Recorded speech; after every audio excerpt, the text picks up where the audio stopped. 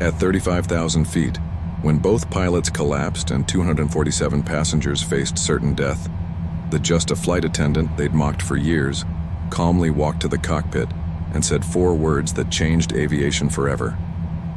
"I've got this plane."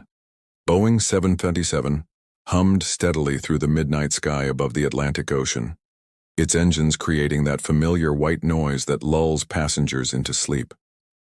In the first-class galley, the scent of reheated dinner rolls mixed with the sterile smell of recycled air.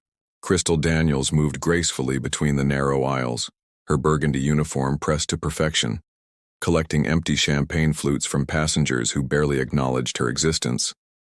For 8 years, she had walked these same aisles, serving meals, demonstrating safety procedures, and fielding complaints about cramped legroom. The pilots, Captain Richardson and First Officer Martinez, would stride past her during pre-flight checks, their gold-striped epaulets catching the overhead lights, never making eye contact, never bothering to learn her name despite flying. Together twice a week on the New York to London route.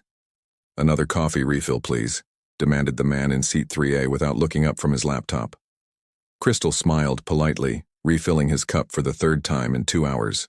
In the business class section, she could hear the familiar sound of pilots' voices drifting from the cockpit during their routine checks, confident, commanding, dismissive of anyone wearing a flight attendant's wings instead of captain's stripes. What they didn't know was that every conversation about altitude adjustments, weather patterns, and navigation systems was as familiar to Crystal as her own reflection.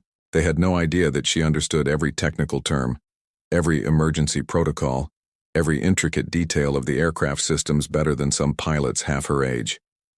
The first sign of trouble came at 1:47 a.m., somewhere over the vast darkness of the North Atlantic. A passenger's call light blinked frantically in row 12. Crystal hurried over to find Mrs. Henderson, an elderly woman traveling to visit her granddaughter in London, clutching her chest and gasping for breath. I can't breathe properly," Mrs. Henderson wheezed. "Something's wrong." Crystal immediately recognized the symptoms, not just panic or claustrophobia, but something more serious. As she helped Mrs. Henderson with oxygen and called for medical assistance from other passengers, she noticed something alarming. 3 more passengers in different sections were showing similar symptoms: difficulty breathing, dizziness, confusion. Her training kicked in instantly. But this wasn't standard flight attendant protocol.